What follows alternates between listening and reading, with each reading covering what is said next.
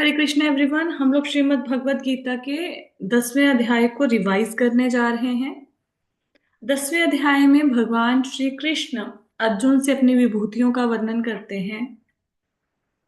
10वें अध्याय में भगवान अपनी 82 विभूतियों का वर्णन करते हैं, जिसको हम लोग अभी जिनमें से काफी विभूतियां हम लोगों ने कर पढ़ी। विभूतियां मतलब शक्तियां या ऐश्वर्य भगवान के जो हैं। भगवान की विभूतियां अनंत हैं, लेकिन भगवान अर्जुन को कुछ अपनी मुख्य विभूतियों के बारे में इस अध्याय में बताते हैं।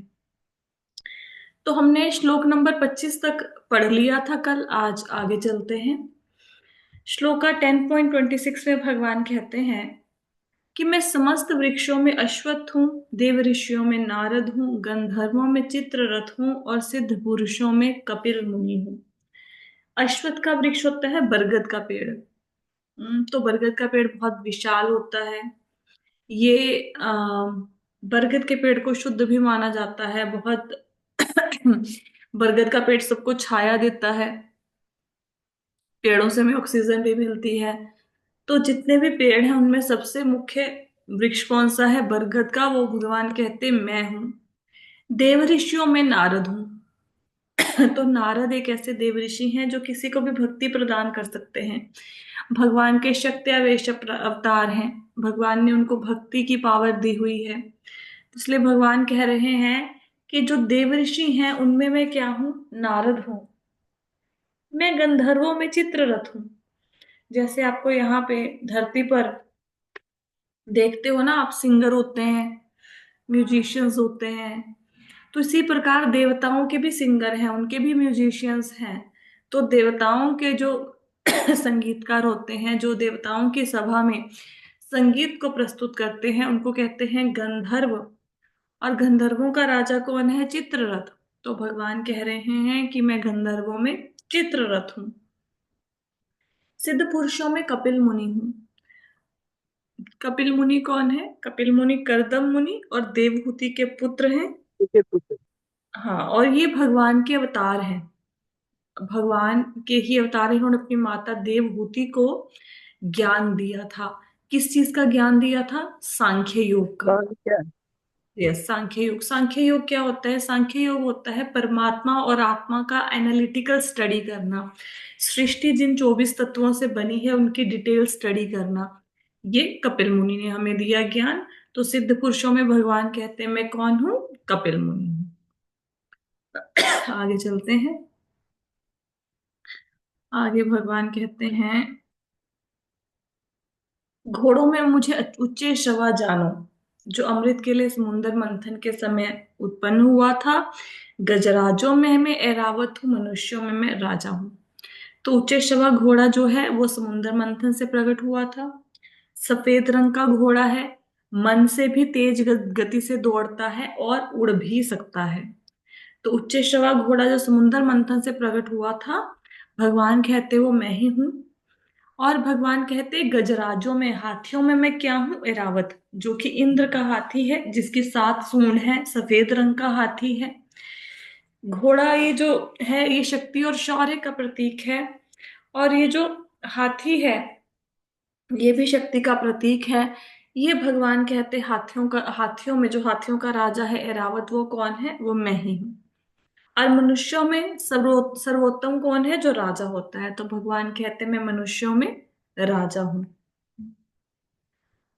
तो हमने जब इस श्लोक की चर्चा की थी तो हमने 14 रत्नों के बारे में पढ़ा था जो समुद्र मंथन के समय प्राप्त हुए थे। तो ये सारे 14 रत्न आपकी स्क्रीन पे हैं, आप इनको पढ़ सकते हैं। समुद्र मंथन से सबसे पहले विष निकला था जो भोलेनाथ ने ग्रहण किया।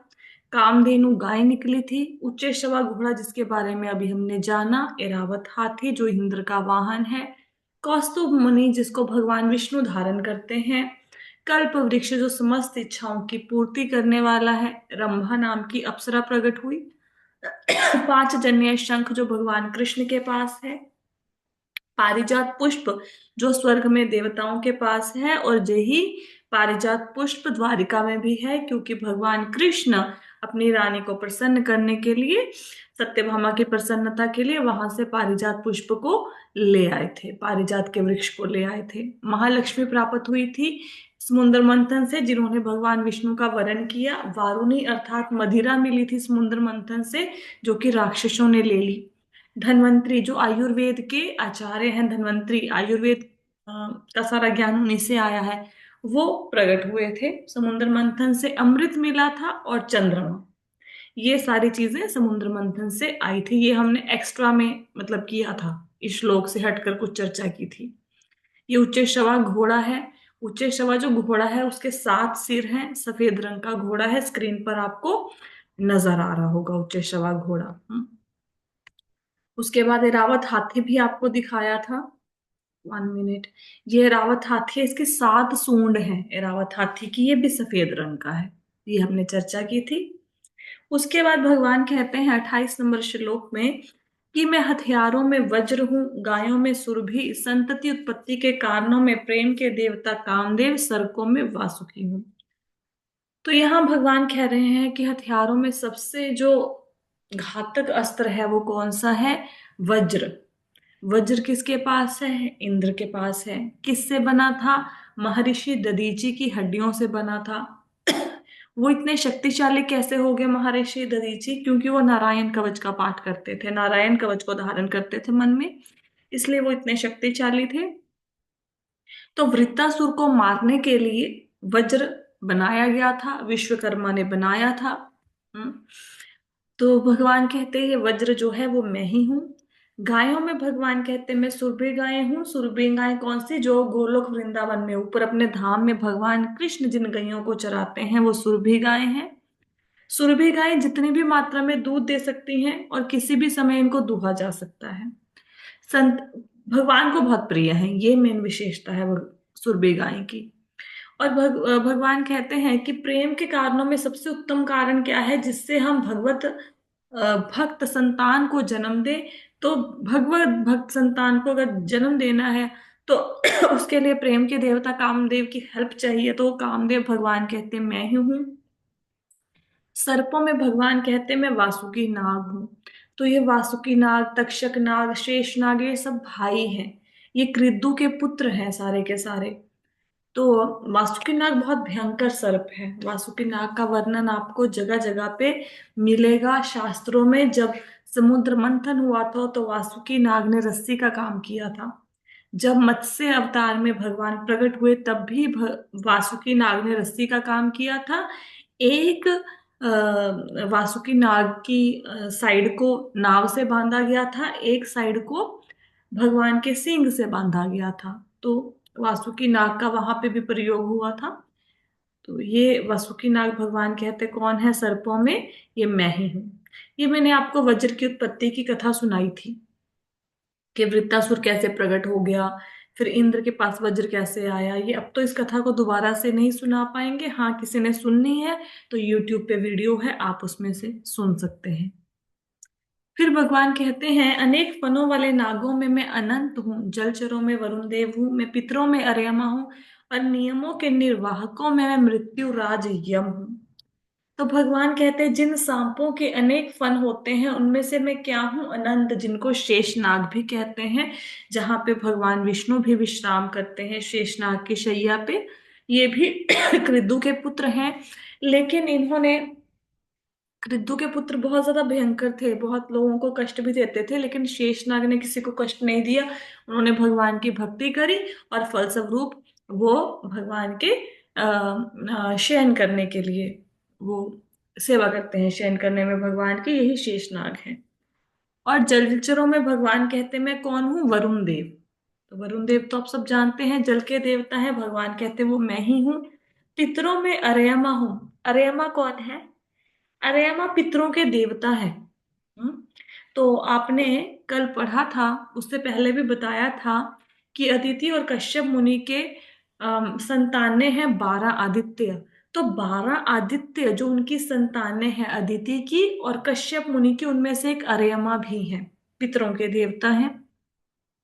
और नियमों के निर्वाहकों में मैं मृत्युराज यम यम हूं। यम कौन है? यम संध्या और सूर्य देव के पुत्र हैं। इनकी बहन का नाम है यमुना। यम और यमी दो उनके संतानें हैं। तो जब जैसे नियम का निर्वाह का मतलब है जैसे मृत्यु है, मृत्यु का कभी भी समय ऐसा नहीं होता कि 5 मिनट पहले आ गई 5 मिनट बाद में आ गई। जब मृत्यु का समय है उसी समय मृत्यु आ जानी है। तो मृत्यु के नियम जितने कठोर हैं उतने कठोर किसी के नियम नहीं है।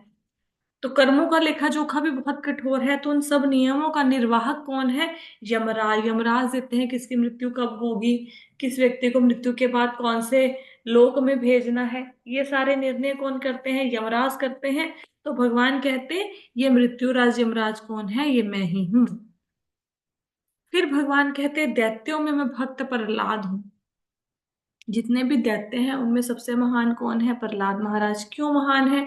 क्योंकि उन्होंने भगवान की भक्ति की, भगवान के दर्शन पाए, भगवान को प्राप्त किया, इसलिए भक्तराज दैत्य प्रहलाद महाराज बहुत महान है। तो भगवान कहते हैं दैत्यों में मैं कौन हूँ? प्रहलाद हूँ। दमन करने वालों में मैं काल हूँ।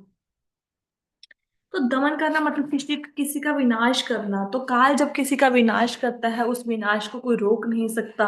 तो भगवान कहते हैं दमन करने वालों में मैं काल हूं। और पशुओं में मैं सिंह हूँ। पशुओं का राजा कौन है? शेर। तो पशुओं में भगवान कहते हैं मैं सिंह हूँ। और पक्षियों में गरुड़ हूँ। यहाँ पे मैंने आपको गरुड़ की कथा सुनाई थी, गरुड़ के जन्म की कथा बताई थी कि कैसे विनता और क्रद्दू दो बहनें थी, दोनों कश्यप मुनि की पत्नियां थी। कश्यप मुनि के आशीर्वाद से कृदु के 1000 सांप हुए। और विनीता ने दो पुत्रों को मांगा जो बहुत शक्तिशाली हों, लेकिन उससे वेट नहीं हुई। उसने 2 अंडे दिए थे, उसने समय से पहले एक अंडे को फोड़ दिया जिसमें से अरुण निकला और जो सूर्यदेव का सारथी है। और फिर उसके 500 साल बाद दूसरे अंडे से गरुड़ जी निकले जो बहुत ही शक्तिशाली थे। ये अपनी माँ को, जो विनीता थी वो कृदु की दासी थी, तो गरुड़ जी ने अपनी माँ को दासत्व से मुक्त कराया था और देवताओं के यहाँ से अमृत छीन के लेके आ गए थे। ठीक है, अपनी माँ को दासत्व से मुक्त कराने के लिए। सारी कथा बहुत डिटेल में आपको सुनाई हुई है। आप पुराना वीडियो जाके अगर किसी ने सुनना है दोबारा चेक कर सकते हैं। श्लोका 10.30 के एक्सप्लेनेशन में आपको ये कथा मिल जाएगी। तो पक्षियों का राजा कौन है? गरुड़ जी। तो भगवान कहते पक्षियों में मैं गरुड़ हूं। समस्त पवित्र करने वालों में मैं वायु हूँ, शस्त्रधारियों में राम, मछलियों में मगर, नदियों में गंगा हूँ। तो वायु सब चीजों को पवित्र करती है। और जो जितने भी लोग शस्त्र धारण करते हैं, जो योद्धा हैं बड़े बड़े, उनमें भगवान राम प्रमुख हैं, क्योंकि भगवान राम ने कभी भी किसी कमजोर के ऊपर, किसी निर्बल के ऊपर, या किसी का कोई गलती नहीं है तो किसी निरपराध व्यक्ति के ऊपर शस्त्र नहीं उठाया। तो शस्त्रधारियों में भगवान कहते हैं मैं राम हूं। जितने भी जलचर हैं उनमें सबसे घातक मगरमच्छ होता है, तो भगवान कहते हैं मछलियों में मैं मगरमच्छ हूँ। और नदियों में सबसे पवित्र नदी कौन सी है? गंगा नदी, जो भगवान के चरण कमलों से निकलती है। तो भगवान कहते हैं गंगा नदी भी मैं ही हूँ। हे अर्जुन, मैं समस्त सृष्टियों का आदि, मध्य और अंत हूँ। मैं समस्त विद्याओं में अध्यात्म विद्या हूँ और तर्क शास्त्रियों में निर्णायक सत्य हूँ। भगवान से ही सृष्टि का सृजन होता है। सृष्टि के मध्य में जब सृष्टि का पालन करना होता है वो भी भगवान करते हैं। और अंत में सृष्टि का विनाश किसके द्वारा होता है? भगवान के द्वारा। हमने बहुत सारी विद्याएं पढ़ी हैं, 14 प्रकार की विद्याएं मैंने आपको बताई थी जो होती हैं। उनमें सबसे उत्तम है अध्यात्म विद्या, क्योंकि इससे जो व्यक्ति है वो भगवान से मिल जाता है और जन्म मृत्यु के चक्कर से मुक्त हो जाता है। तो भगवान कहते सब विद्याओं में मैं अध्यात्म विद्या हूँ। और तर्क शास्त्रियों में मैं निर्णायक सत्य हूँ। जो तर्क वितर्क करते हैं, डिबेट करते हैं, उनमें भगवान कहते मैं वाद हूँ, निर्णायक सत्य हूँ। इसकी एक्सप्लेनेशन करते हुए मैंने आपको बताया था कि शास्त्रार्थ 3 प्रकार का होता है: जल्प, वितंडा और वाद। जल्प में ये कहा जाता है कि मेरा पॉइंट सही है, तुम्हारा पॉइंट गलत है। जल्प में सारे साम दाम दंड भेद, मतलब छल से, कपट से दूसरे पक्ष को हराने की कोशिश की जाती है। जल्प का उद्देश्य क्या होता है? अपनी जीत, दूसरे की हार। भले ही दूसरा सही हो, आप गलत हो, लेकिन झूठ तूफान बोल के अपने आप को सही साबित करना है। वितंडा, वितंडा क्या होता है? वितंडा में होता है कि मेरा कोई पॉइंट ही नहीं, मेरे पास अपनी कोई बात नहीं है, लेकिन सामने वाला वो जो कह रहा है वो गलत है। दूसरे पक्ष को झूठा साबित करना है, खुद को सच्चा नहीं साबित करना, दूसरे को झूठा साबित करना है। वाद क्या होता है? वाद में दोनों पार्टीज जो तर्क वितर्क कर रही हैं, उनका उद्देश्य एक दूसरे को हराना नहीं होता, वो तर्क वितर्क के द्वारा एक निर्णय पर पहुंचते हैं कि सत्य क्या है। तो उसको कहते हैं वाद। तो भगवान कहते शास्त्रार्थ में मैं क्या हूं? वाद हूं। फिर भगवान ने श्लोका 10.33 में बताया कि अक्षरों में मैं आकार हूं, क्योंकि अ के बिना किसी भी अक्षर का उच्चारण नहीं हो सकता। आप क बोलिए, म, स, ल, य, र, कुछ भी बोलिए, लास्ट में अ का साउंड आएगा ही। अ वर्णमाला का पहला अक्षर है। समासों में भगवान कह रहे हैं मैं द्वंद्व समास हूं, क्योंकि द्वंद्व समास में दोनों ही पद प्रधान होते हैं। और मैं शाश्वत, भगवान कहते मैं ही काल हूं, और मैं ही सृष्टाओं में जो ब्रह्मा जी सबसे महान सृष्टा है, वो भी कौन है? वो भगवान ही है। किसी ने अगर किसकी डिटेल्ड व्याख्या पढ़नी हो तो आप पुराने वीडियोस को रेफर कर सकते हैं।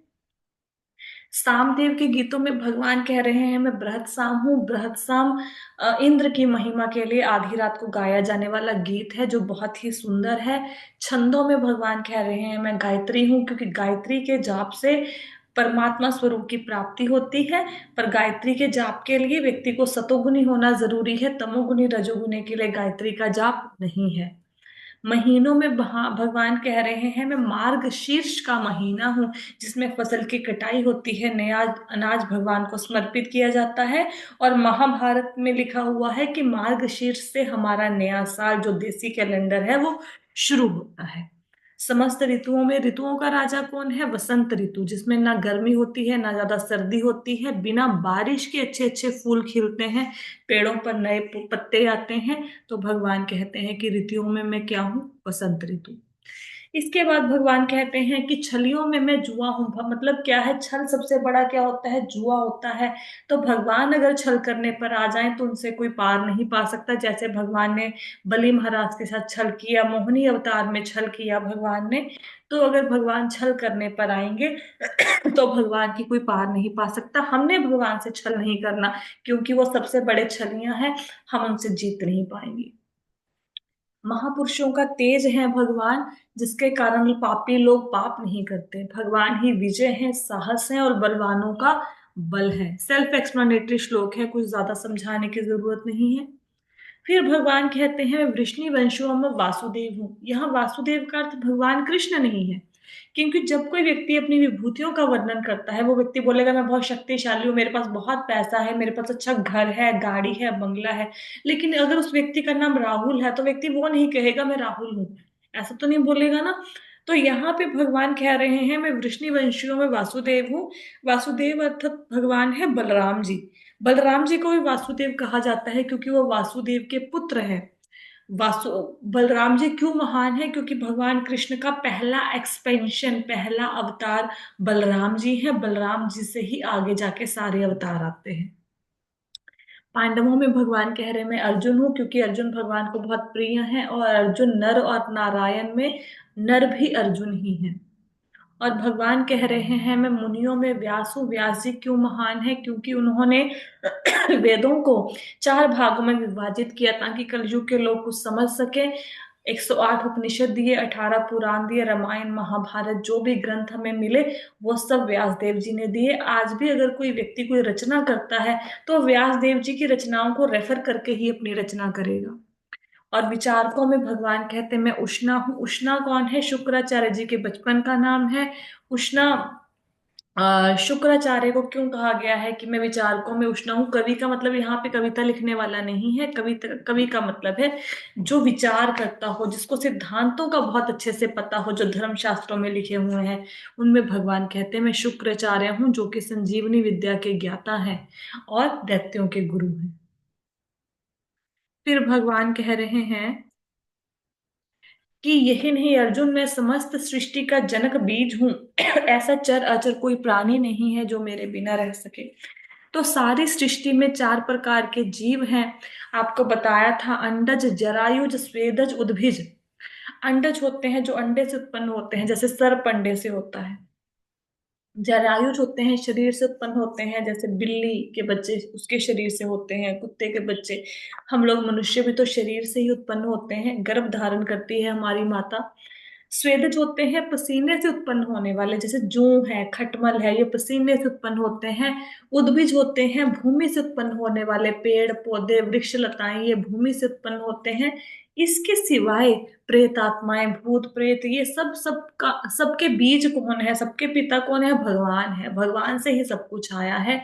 और भगवान कहते कोई भी ऐसा प्राणी नहीं है चर या अचर जो मेरे बिना रह सके।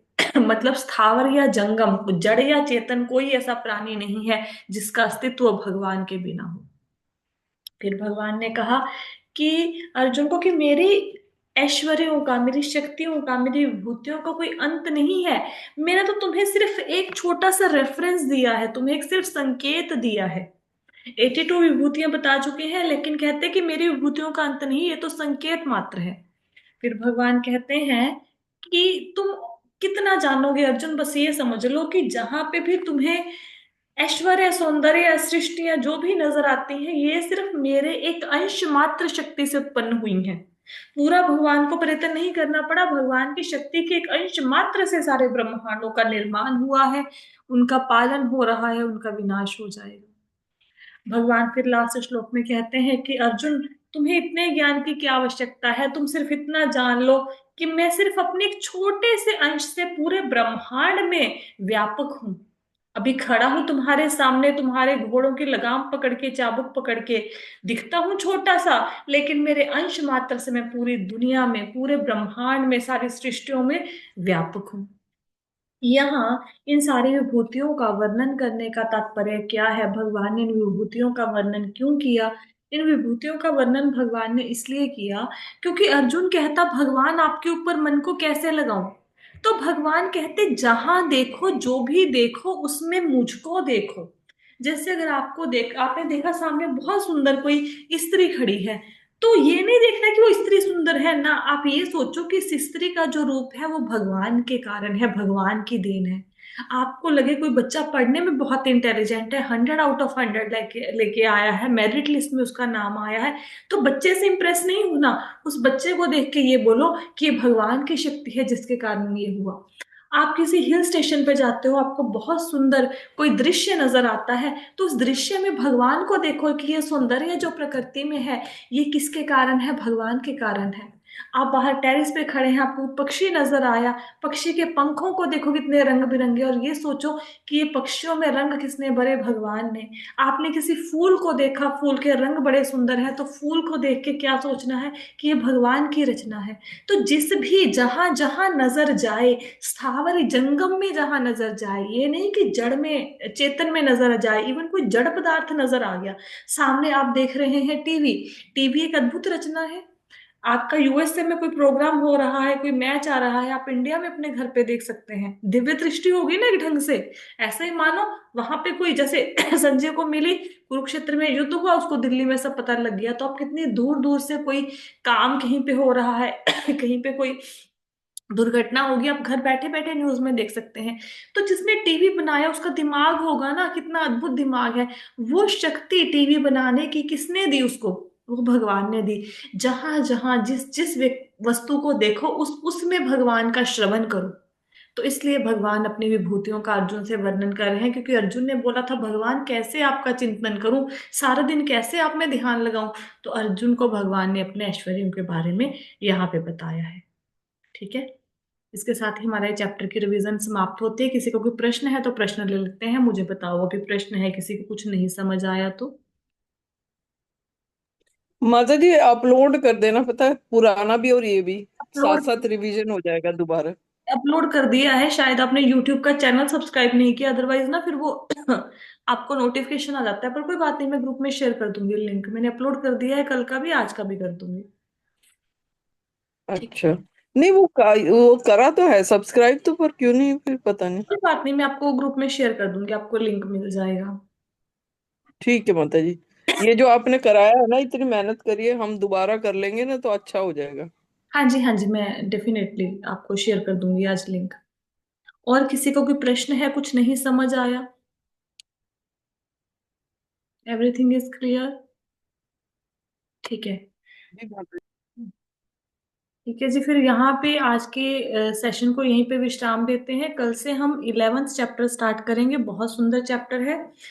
और अभी मैं थोड़ा सा चेंज करूंगी टाइम, थोड़ा सा चेंज हो जाएगा भगवत गीता, क्योंकि 4 बजे मेरे पास बच्चे थेरेपी के लिए आ जाते हैं।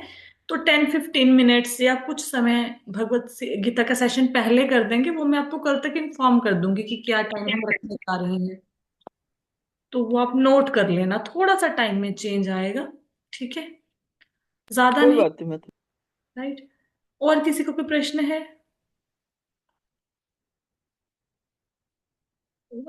टाइम थोड़ा सा ही चेंज आएगा, 15-20 मिनट पहले या आधा घंटा पहले, इतना ही चेंज आएगा, ज्यादा चेंज नहीं होगा। ठीक है। और किसी ठीक है का जी। प्रश्न? नंदनी जी ने अनम्यूट किया था, कोई प्रश्न था माता जी आपका?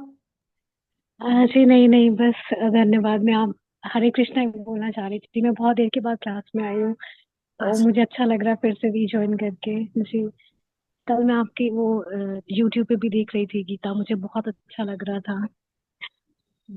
जी।